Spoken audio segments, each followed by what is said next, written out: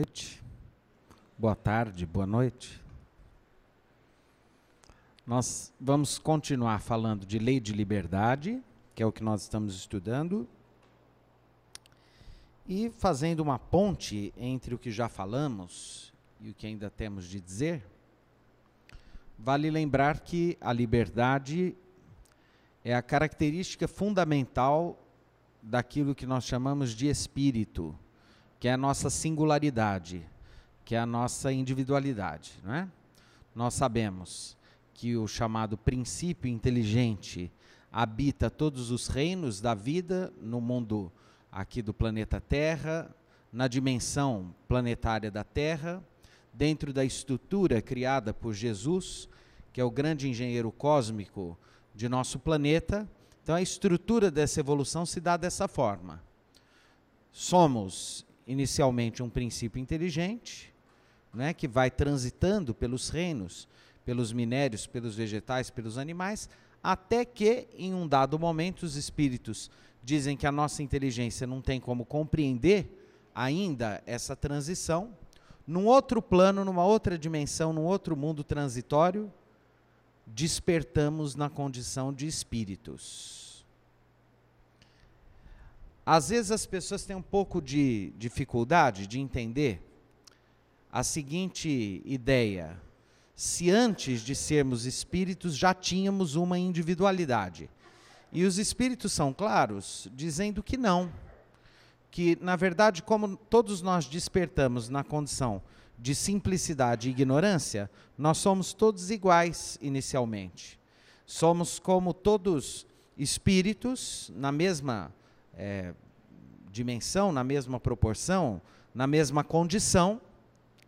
E aí é a partir dessa característica fundamental do espírito, que é a liberdade, que nós vamos construindo aquilo que podemos chamar de nossa personalidade espiritual. Então, na verdade, eu não posso dizer que Deus fez o André como ele é, o João como ele é, a Ana ou a Maria como elas são. Na verdade, ele nos fez princípios inteligentes, sem singularidade, sem particularidade. Depois despertamos na condição de espíritos, e aí sim seremos José, João, Joaquim, a partir das escolhas que fazemos no exercício de nossa liberdade. Então, esse que vos fala é uma construção minha, a partir de uma centelha divina, que eu sou, que todos somos, de uma singularidade espiritual, mas as minhas características não são dons divinos, são construções minhas no tempo e no espaço, através das sucessivas encarnações, com as escolhas que eu vou fazendo. E o mais interessante é que essa personalidade espiritual, ela o tempo todo está livre. O que quer dizer que a qualquer momento eu posso mudar a rota dessa escultura sempre inacabada que cada um de nós é. Ou seja, nós só vamos ser uma obra perfeita dentro de uma ideia ou de uma compreensão relativa, de uma perfeição também relativa, quando atingirmos a condição de pureza espiritual. E essa pureza espiritual também relativa, porque como o progresso nunca cessa, há outras dimensões de quintessência, de sublimidade, de deslumbramento para o futuro, que a nossa parca inteligência ainda não consegue ver, não consegue divisar, não consegue compreender, não consegue sequer pensar nisso. Então temos que imaginar que saímos de uma animalidade, de uma condição de instinto, de inteligência instintiva, determinados apenas pelos instintos, pelas necessidades fisiológicas, pensamos, esse pensamento surge concomitantemente com a liberdade, e essa liberdade é a principal característica do ser. Na verdade, nós aprendemos na escola o conceito de ser humano como sendo, de homem, como o ser racional. E razão no sentido de capaz de pensar. E, na verdade, há uma característica mais importante ainda do que essa, ou ligada simbioticamente, colada, grudada a essa característica, que é a liberdade. Então, nós pensamos e somos livres. E essa liberdade é nossa glória e nossa ruína, porque é justamente a partir dela que nós vamos determinar as nossas experiências no porvir. Então, se eu estou em sofrimento hoje, passando muitas dificuldades, etc., naturalmente, o meu passado não foi dos melhores. Se eu estou numa condição de felicidade relativa hoje, de tranquilidade, que bom, provavelmente eu estou colhendo os frutos de um passado menos infeliz do que muitos outros. E, naturalmente, a providência divina nos auxilia, através da misericórdia divina, que é muito superior à justiça de Deus. No entanto, ela não é capaz de anular a imposição da lei. Que lei? A lei de causa e efeito, que é a justiça divina. Então, tudo aquilo quanto plantamos, naturalmente, no futuro, nós vamos ter que colher. E se plantamos trigo, vamos colher trigo, mas se plantarmos espinheiro, vamos colher espinheiro. E vamos nos machucar nesse espinheiro. Assim é a vida, assim são as justiças das reencarnações, assim é a nossa experiência. E, naturalmente, a liberdade é a característica fundamental desse aspecto de nossa definição, de nossa constituição como seres imortais. Eu tinha parado aqui, na Lei de Liberdade, na questão 826, quando Allan Kardec, na verdade nessa introdução, que ele fala de liberdade natural, ele usa um conceito de liberdade mais do ponto de vista físico, né? De ser livre, assim, poder ir e vir, e etc. Né? Poder, né? Ser senhor do seu nariz, essa é a ideia. Né? Então ele diz, há posições no mundo em que o homem possa gabar-se de gozar de uma liberdade absoluta? Não, isso é impossível, porque o nosso próprio corpo já é um elemento, já é uma condição limitadora. Né? O corpo é uma condição limitadora. Eu posso, né, ser um sujeito saudável, forte, etc., e do nada ter uma patologia aí, ser vitimado por um fenômeno mórbido e desencarnar. Sem nenhum aviso, nada. De repente, uma pessoa muito saudável tem um câncer, em uma semana, 15 dias, morre, ou um infarto, um ataque cardíaco, um AVC. Quer dizer, nós somos, enquanto dimensão física, extremamente vulneráveis.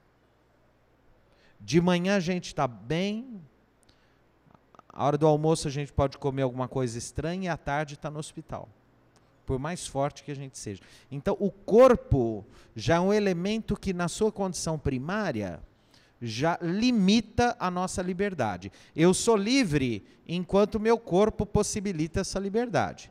Daqui a pouco o corpo começa a falhar, uma doença, né, uma falha no organismo, na fisiologia, eu já estou limitado. A minha liberdade já não é a mesma. Um acidente, né, um acidente, um trauma, limitam totalmente o meu corpo.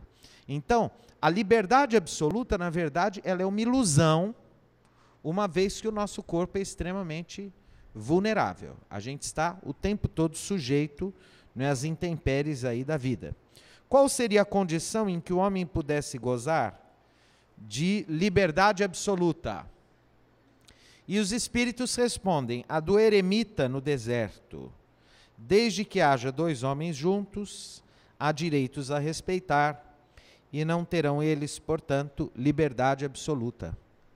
O Jean-Paul Sartre, o filósofo, escreveu uma peça de teatro, que na época fez muito sucesso no mundo inteiro, chamada Entre Quatro Paredes. E ele usa uma metáfora, ele era materialista, ateu, mas ele usa uma metáfora do que seria a sua visão do inferno. E o inferno, para o Sartre, ele colocou o seguinte, ele colocou 3 ou 4 personagens, não me lembro ao certo, numa sala. Então eles morreram e despertaram no mundo espiritual numa sala, como se fosse uma sala de espera. Só que essa sala, primeiro, ela teria uma luz eterna, ninguém poderia apagar a luz. Eles também não poderiam nunca mais dormir, ninguém teria sono e ninguém conseguiria dormir. E tinha 3 ou 4 cadeiras e nenhuma saída. Na verdade, tinha uma janela que estava fechada e eles tinham que ficar se olhando ali para a eternidade. Gostaram desse inferno? Não? Né? Um olhando o outro. E aí eles se estranham, a peça toda, eles se estranham muito. E aí, dali a pouco, num primeiro momento, eles têm uma certa delicadeza, uma educação e etc. Mas aí vai passando o tempo e eles começam a se agredir. Porque eles começam realmente a demonstrar quem eles são. Porque nas situações do dia a dia, nós somos protegidos pelo verniz social, né? A gente finge bem. Mas a hora que começa a conviver, na intimidade, aí a gente começa a se revelar nas situações mais desastrosas e desastradas. E aí eles começam a se agredir, e um começa a jogar na cara do outro o que cada um fez, começa a ser praticamente um confessionário, e na verdade ali todo mundo era criminoso, tinha feito alguma coisa muito errada, muito vergonhosa, muito condenável, e aí um começa a cobrar do outro e a situação começa a ficar insuportável, a convivência ali, entre eles. E tem um deles que decide então, bom, a situação está insuportável, nós vamos ter que abrir essa janela para ver o que tem do outro lado que poderia ser algo pior, que é sempre um risco, não é? E é justamente na penúltima página dessa peça que a personagem diz a frase mais conhecida do Sartre no mundo todo. Ele, né, as pessoas pegaram essa frase e ela se transformou quase num clichê, que é a frase, o inferno são os outros, que todo mundo repete por aí. Está nessa peça de teatro. Por que então o inferno são os outros? Porque viver sozinho, sem ninguém para nos questionar, nos julgar, ter que dividir as coisas, a princípio seria o paraíso. Quando tem a presença do outro, o outro nos dá a medida de nós mesmos. É o outro que nos impede de ser o pior que a gente pode ser. E é esse inferno da convivência dos outros que vai nos lapidando. Há uma espécie de baleia, eu não sei o nome, se tiver alguém da biologia depois pode me ensinar, eu li isso há muito tempo, que elas precisam nadar batendo umas nas outras, roçando o casco delas umas nas outras. Quem olha de longe imagina que elas estão duelando, brigando, etc. E elas raspam, e elas se batem, etc. Porque a única forma delas limparem a superfície da pele uma da outra, das bactérias, nós também somos assim.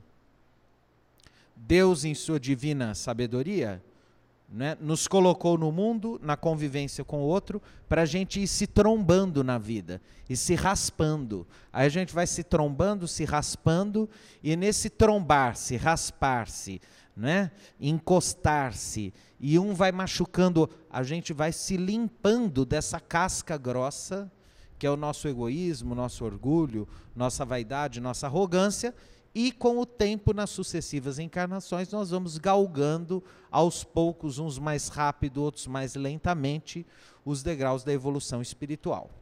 Mas o eremita no deserto aqui, como se diz, é aquele que procura a vida, um pseudo-paraíso no isolamento.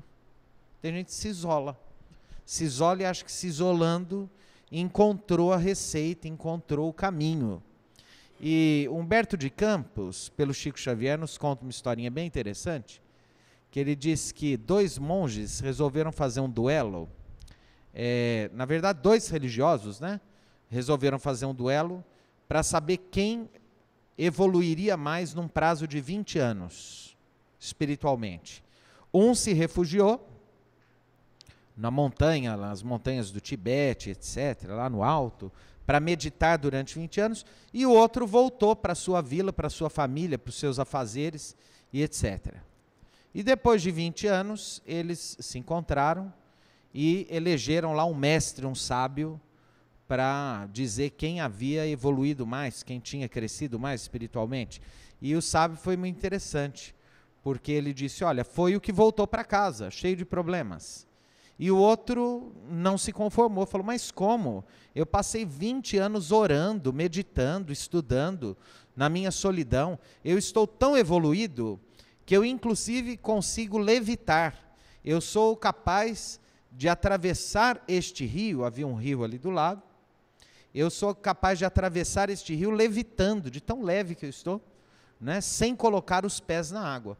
E o sábio falou, meu filho, para a gente atravessar esse rio sem pôr os pés na água, é mais simples, é só construir uma pinguela. Ou seja, a gente reencarna é para a vida mesmo, não é para se afastar não, é para se jogar na vida. E o que isso tem a ver com a liberdade? Tudo. Tem gente que não quer se comprometer com nada para não perder a liberdade. Eu já vi muita gente assim. Eu não quero assumir compromisso nenhum com nada, porque eu amo a minha liberdade. E essa questão de amar a própria liberdade é extremamente questionável. Por quê? Porque os anos vão passando e quando a gente usa a liberdade para não se comprometer com nada, a gente, na verdade, não usou a liberdade e não construiu nada. Para que serve a liberdade? A liberdade só serve para a gente poder perdê-la. Se a gente não puder perder a liberdade, de nada serve a liberdade. É como uma comida. Para que serve a comida? Para ser comida. Se eu tenho a comida e ela não é comida, de nada serve a comida. Se eu tenho uma roupa e não posso usar a roupa, de nada serve a roupa. Então, para que serve a liberdade? A liberdade serve para ser perdida. Como assim? Não estou entendendo. É simples. Para isso, por exemplo, a gente inventou o relógio. Vocês já imaginaram um mundo sem horário? Como seria? Vai. Vamos pensar, um mundo sem relógio. O relógio é limitador ou não? Extremamente limitador.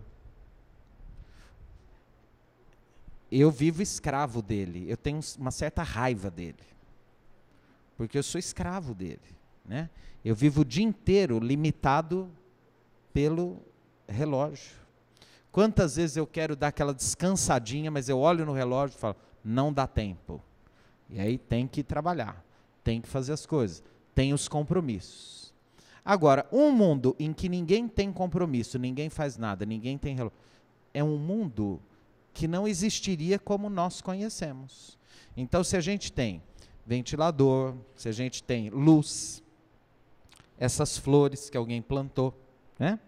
Água, livros, roupa, cama, remédio, medicina, direito, engenharia, câmera, microfone, sofá, né? Travesseiro, cadeira, sabonete, chuveiro, né? Esse universo utensiliar, que nos parece tão óbvio, mas que se a gente pensar num mundo sem nada disso seria desastroso, ele só é possível porque milhares e milhares de espíritos reencarnados, que somos nós inclusive, ao longo dos séculos, fomos aceitando perder a nossa liberdade a fim de construir alguma coisa. Em outras palavras, sem perder essa noção irresponsável de liberdade, ninguém constrói nada e nem a si mesmo. Daí a importância da disciplina, né? Um carro desgovernado é um risco, né, para o mundo, né? Uma cachoeira que não é utilizada para gerar energia, fica lá e a gente não tem luz elétrica. Então a gente constrói usinas, constrói aí as hidrelétricas, né? essas comportas gigantescas para o movimento gerar energia. O que é isso? É subtrair do rio a sua liberdade. Extrair a semente dessa planta, multiplicá-la e cultivá-la, né, em grandes campos, dando empregos, né, para o trabalhador que vai lá jogar semente, para o sujeito que produz a máquina que, né, faz a rega e etc., o produtor, o transportador, o comerciante, o dono da floricultura que vende isso aqui, o sujeito que vai vender o papel com isso aqui embalar, a gente vai produzindo para garantir a manutenção da vida, a gente subtrai dessa planta que a natureza, a criação divina nos deu, a sua liberdade, aprisionando-a num processo produtivo para que a vida aconteça como nós a conhecemos. Um sujeito que sabe, mas não fala o que sabe, não escreve o que sabe, não transmite o que sabe, não adianta nada o que ele sabe. Uma pessoa forte que pode trabalhar e fica lá parada, a vida está passando, ela está perdendo a encarnação, ela não está fazendo. Quer dizer, nessa garantia daquilo que a gente fala, eu quero ser livre, a pessoa está se comprometendo espiritualmente em grande monta.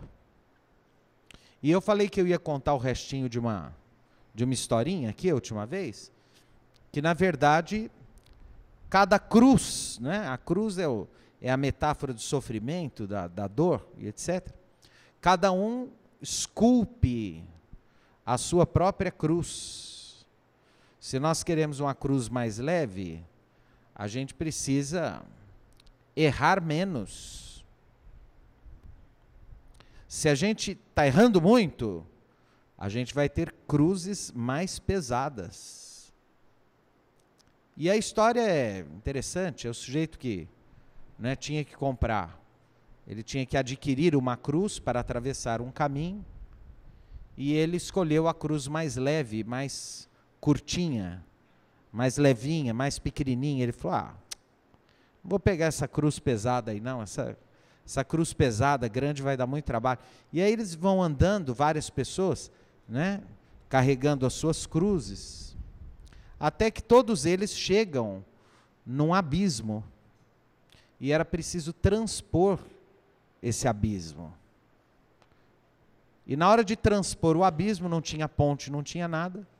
Aqueles que tinham as cruzes mais compridas e longas, colocaram a cruz, e elas serviram de ponte para eles conseguirem chegar do outro lado. E aqueles que levaram a cruz pequenininha não puderam transpor o abismo, ficaram do lado de cá.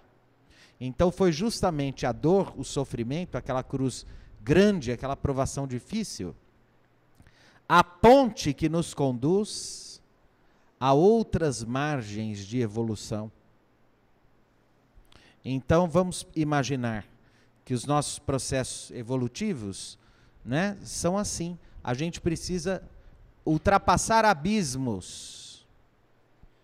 E para isso, não basta também carregar a cruz. É preciso conhecer esse abismo. O grande escritor Guimarães Rosa tem um conto muito interessante, muito bonito, cujo título é A Terceira Margem do Rio. Olha que título curioso. A Terceira Margem do Rio. E aí eu pergunto, vocês conhecem algum rio com 3 margens ou não? Tem ou não? Tem ou não tem? Lógico que tem. Tem sim. Aí é que está o segredo. Porque o rio ele tem 2 margens, né? Sabe qual que é a terceira? É o leito, é a profundidade. Ó. Esse é o segredo do Guimarães Rosa. O que é a terceira margem do rio? É o fundo. Para a gente alcançar a terceira margem do rio, é preciso se aprofundar na vida. É preciso se jogar e mergulhar. E lá no fundo.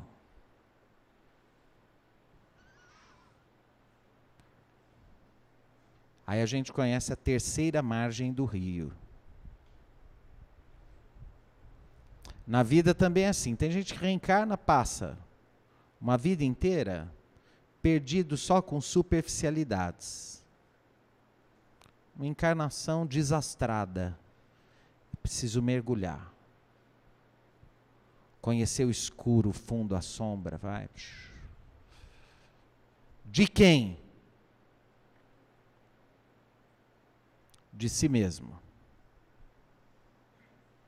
É preciso conhecer a sombra e o fundo do rio de si mesmo.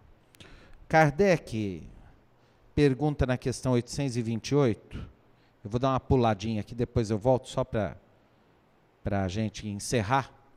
Ele diz o seguinte: os princípios que alguns homens professaram nesta vida, lhes serão levados em conta na outra vida, quer dizer, o que a gente aderiu, aquilo ao qual a gente aderiu neste mundo, serve para alguma coisa, chegando lá no mundo espiritual?